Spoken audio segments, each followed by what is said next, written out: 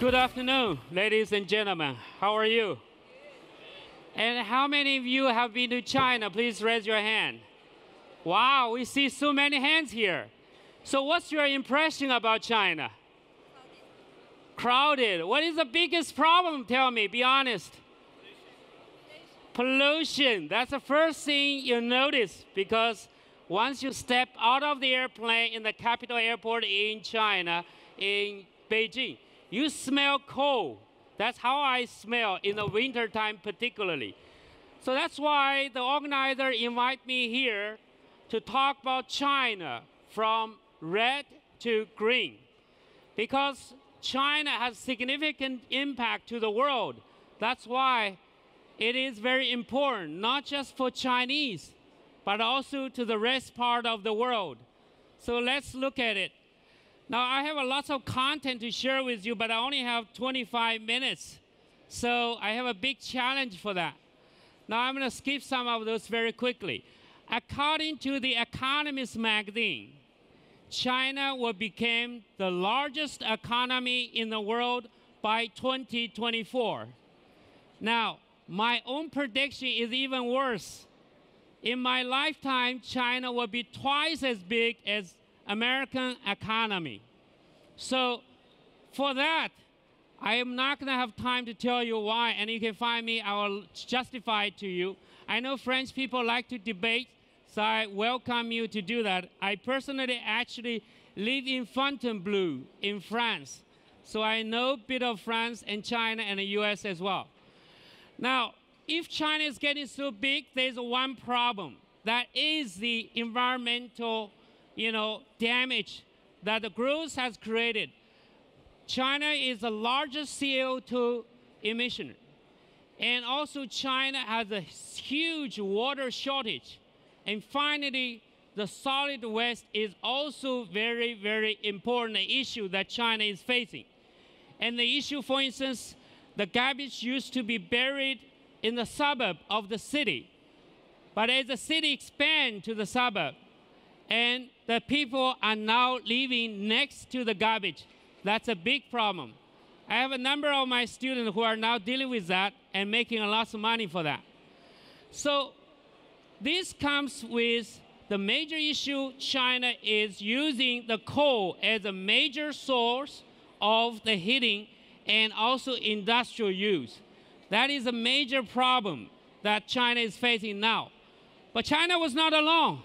In the human history, we also see in the Western world, in London, in 1952, 12,000 people died from the air pollution. And 150,000 people were sent to the hospital because they have diseases from those airs. And in US, in Los Angeles, in 40s, in Los Angeles, had a big problem. People have to carry fresh air in their bag in order to temporarily release themselves from those unclean air. So this is not a problem for China alone. It is a problem due to the growth. So here is a simple logic. Because of declining resources that we have worldwide now, but yet we have rising demand for those resources. So this is contradictory. On one hand, we're diminishing our resource. On the other hand, we're increasing our consumption of those resources. That's a big problem. So for that, China is facing a big dilemma. I summarize those dilemmas in those few comparisons. It's quantity versus quality. Somehow the computer here in the French system managed to do it differently. And manufacturing versus innovation. And whether China want to continue to be a manufacturing powerhouse or China want to be technology driven. That is a choice that China is facing. Also, you want to be visible or you want to be invisible. And also urbanization or you want to have a rural balance. And many people want to rush to the city because in the city in China, they have better education, better infrastructure, and better everything. But in the rural area, is lack of development are causing the migration workers from leaving their homes in the rural area. So the Chinese government are facing that choice as well. And finally, short-term versus long-term. I must say that the Chinese culture is enormously long-term oriented. Never in the history China was short-term oriented. When Chinese think about things, it's think about hundreds of years. For instance, Chinese built the Great Wall. Anyone been to Great Wall, please raise your hand. It took Chinese 1,000 years to build that. That is enormous long-term view over the human history. But only in the recent years, because of the development, China started to be focused on the short term. That is a problem that China is facing right now. So with that, I want to share with you the 3 stages of the Chinese economy. The first stage is from 1950 to 1980. It's a time of China being stagnant. Economic-wise, China was not growing. And we see blue sky, we see big cloud, even have better quality of air than Paris here. And so that's due to lack of the development. And second stage from 1978 to about 2010. That's when China started to grow the GDP. You know, Chinese doesn't speak English, nor French. And majority of the Chinese understand one single Chinese English word that is called a GDP, because the whole country is nothing but grow the GDP. So we had a double-digit growth of GDP in China, and that's astonishing. And most Western economists couldn't believe it, and they say that how could this happen? They're making up numbers, but they were convinced because China was really behind. And in 2002, China joined the World Trade Organization. This is when Chinese manufacturing is not just manufacturing for the Chinese. They start to manufacture for the world. For Carrefour, for instance, here. For Walmart, for Tesco, for Rivi in Germany. And everybody enjoy the made in China relatively low cost. But many people complain it's also low quality. And I always tell them that it's because you want a low quality product, so that's why China produce for you. And that Chinese come to Paris, go to Galeries Lafayette and Champs-Élysées to buy expensive stuff. So it's a trade-off, so don't complain. I know it's difficult here not to complain in France. And then from 2010 onwards, China was facing a choice. We realized the economic growth comes with a price, the environmental price. And not just Chinese suffer, the world suffer as well. And Americans, Europeans started to complain about China. Look at those Chinese, they polluted the world. But they didn't realize when they are using the made in China product, that was why China was polluted. Because French has blue sky, because Chinese breathe the air for you. So, with that reason, China said, we're going to change. We did the good things for the world, and the world doesn't appreciate it. So let's change. So China started to develop its China 3.0 strategy, which is green economy. So President Xi Jinping said that we're going to firmly pursue green, low carbon, circular economy, and also finally sustainable development. This is not just propaganda. China sees that need because air pollution is getting out of whack, and children suffer from that, and ordinary people coughing. And this is not good for the country, and it's not good for the international image as well. So China wanted to change. And also, Li Keqiang, the Chinese premier, also said similar things to deal with that. Due to time, I'm going to skip some of those. And then China have a planned economy of 13th five-year plan. So China developed that plan. In that plan, they had 3 things very important. One is the energy efficiency. We can no longer use coal as a way. We wanted to increase the energy efficiency. And second, very important, is the implementation of the environmental protection. We cannot just let the wastewater go into the river. like what Germany did in the 80s. You know, in Germany, in the Rhine River, in the 80s, one of the factory had a fire, and the chemical went to the Rhine River. As a result, more than 400 kilometers long of the river absolutely have no fish, nothing, no living organism. And that was what happened in Europe, and it took a few decades for Europe to clean that river. So that's why I always say that give China some time, don't complain. Complain doesn't help. Now, we're entrepreneurs here. We're not here to complain. We're here to find solutions to change the world and change it now. So that's the opportunity I'm going to present to you later on. So China want to change that, and I'm going to skip some of those. And top 10, as a matter of fact, out of the top 10 world's largest wind turbine, 5 of them are from China. And 3 out of the 10 solar panel companies are from China as well. So China is really changing and really want to adopt technology and seriously want to change how the China look like. I'm going to shift to some slides because I see I don't have lots of time left. So clearly define the few areas for China to focus on. For instance, accelerate the development of functional regions. So the regions where have strategic importance, like reservoirs, like lakes, like conservation land. And Chinese government is defining that, protecting it. Like I live in Fontainebleau, there's a forest of Fontainebleau. You cannot build anything in the forest of Fontainebleau since many, many years ago. Right? So China is learning from the West and to try to protect the environment for that way. And support clean production and also the low carbon economy. I'm going to share with you a little bit more later. Government is really putting a lot of incentive and to the startups, to technology companies, to really, really deal with the clean tech.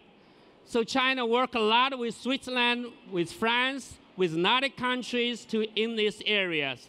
And if you're a clean tech company, you will find heaven in China because your product perhaps have less application here because here is already very clean. What can you clean more when it's very clean? You go to China, you have so much opportunity to clean. So that's why I always argue, why you stay here? Go to China. You know, I tell you something, in Shanghai, there are more than 40,000 French people living in Shanghai. Every time I fly to Shanghai, I see so many French students, exchange students, or people who go there to work. And I always talk to them and say, why you go to Shanghai? And before, they always tell me that because of French concession, because French used to occupy part of the Shanghai, and they have beautiful French building there. And they also tell me there's French food, and they say sometimes it's even better than here and cheaper. But recently, they tell me differently. They tell me because I go there for WeChat. You know WeChat? It's the #1 app in China. They said, we don't have WeChat in France, so I don't feel convenient. I go to China for WeChat. So that's very funny. You see how the world is changing. And green power in China, before, if you look at it here, you will see here, I cannot show you. At the very on the left, it was more on coal. We use coal to heat everything. And by 2050, the government want to reduce the coal significantly and increase the wind power and also biomass power. But nuclear power is kept the same. Now, this has something to teach French, I'm sorry to say, because France is a big nation of nuclear power. And you should feel a little bit scared because along the River Seine, there are lots of power stations built with nuclear power. If there's any disaster happens, then France will be in trouble. Okay, I'm not your president, so I'm not going to say too much about it. So green power in China, by 2050, 60% of China's primary energy consumption will be coming from the green source. And also 85% of electricity consumption will come from renewable resources. So this is very serious. the Chinese government is really want to change things. You know, the Chinese president has more power than the French president, I have to say. If your president will be here, he perhaps will immigrate to China, because things get done quickly in China than here. You know, early this year, France wanted to change the railway system, and it resulted in the strike. So I suffer from that a lot. This kind of thing never happened in China. Innovation keep moving. You know, reform keep moving, because we need to have better environment for that. Conserve resources, promote conservation among the industries and other strategic locations. Environmental protection, I will skip some of those. Harmonize development between nature and mankind. We want to continue to develop. China doesn't want to slow down. China does still have lots of relatively poor people. Yesterday, I was speaking in Poland with a group of the politicians, and we had a debate about the world politics under the Donald Trump, you know, lead American first approach. And on that, we discussed whether China is going to slow down. No, China doesn't want to slow down. We still have lots of people living under poverty. So this development will not change, but we're going to develop with a balance between nature and mankind. Three things very important in the 13th five-year plan. First is environmental governance from a regulation, policy point of view. This, Europe is very good. China is learning from Europe a lot. You had a law from the Napoleon era. You know, Napoleon was very good at that. Still today, you know, the influence of Napoleon is still here in France.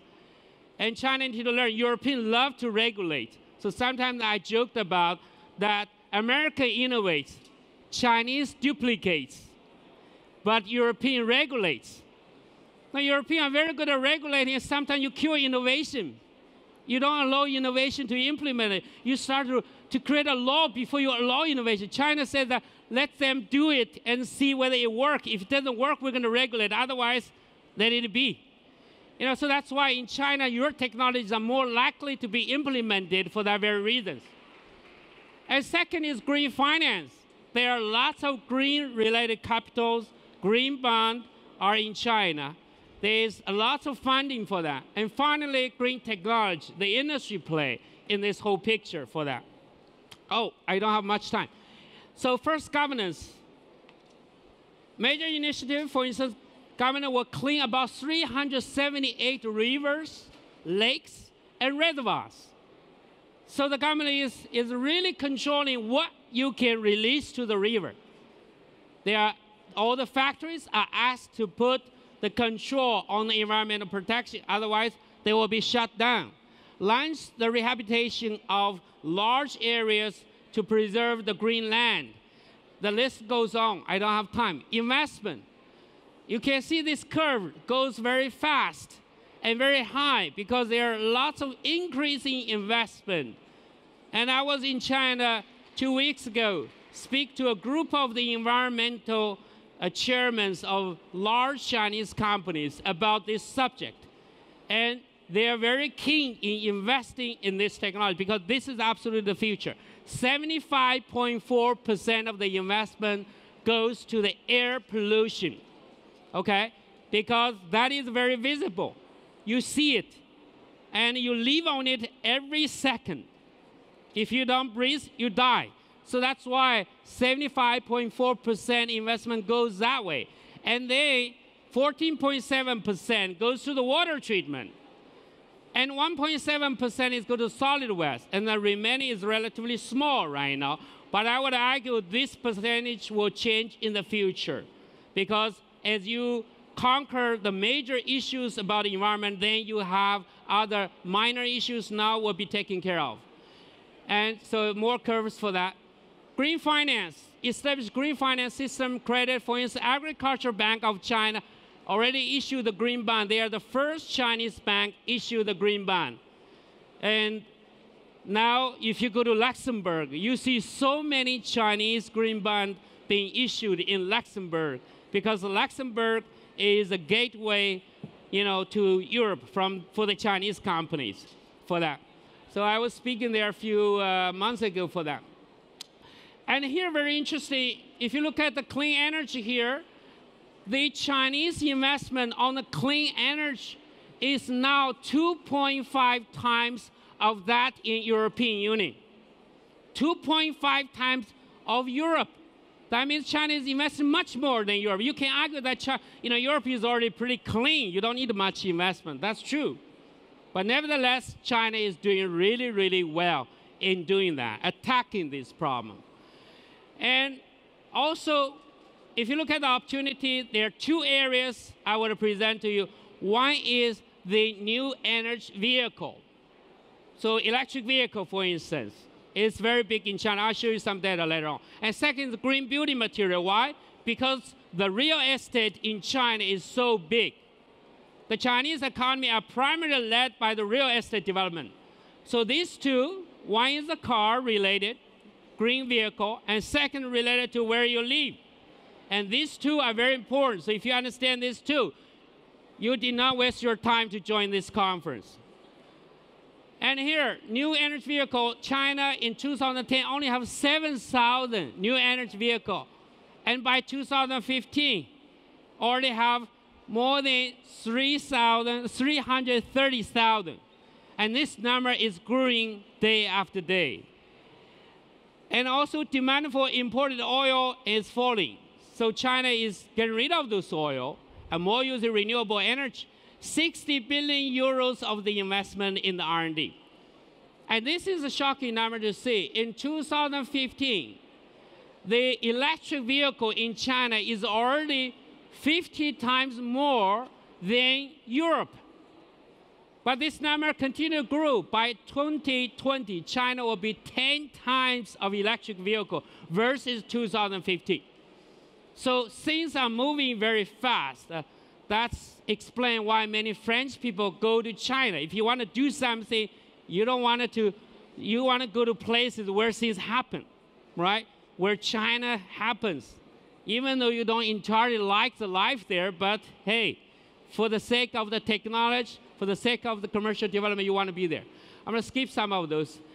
And Li Keqiang also said many things that one opportunity is for the Western to develop technology and sell to China. I only have 2 minutes left. I want to respect that.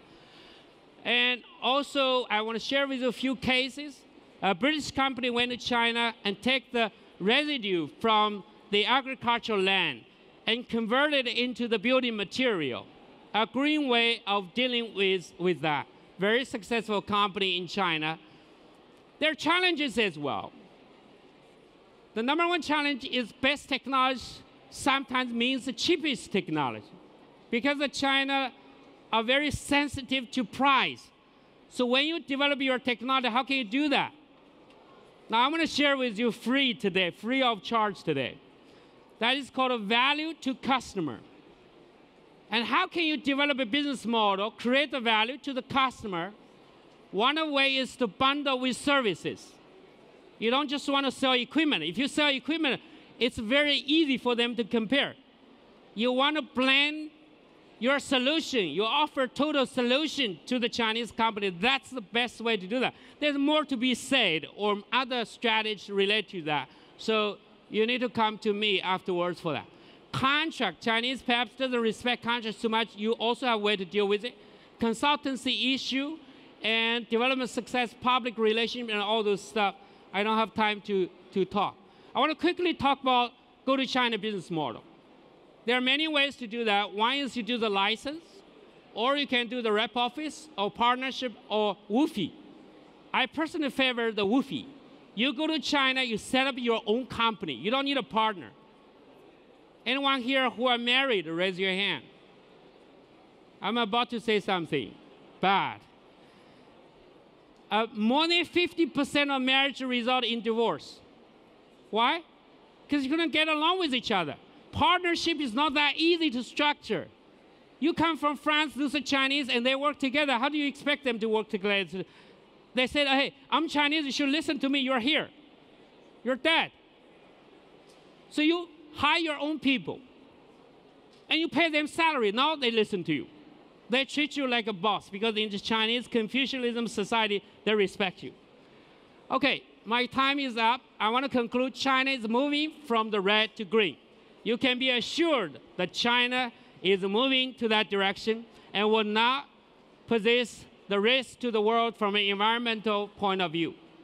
I have lots of advertisement to do, but I'm not going to do it. If you want to get these slides, come to me and give me your contact. I'll be happy to share with you and be in touch with you as well. You can find me in my LinkedIn as well if you want to talk to me. Thank you very much. I wish you much success in your journey from red to green with China, and be successful in China.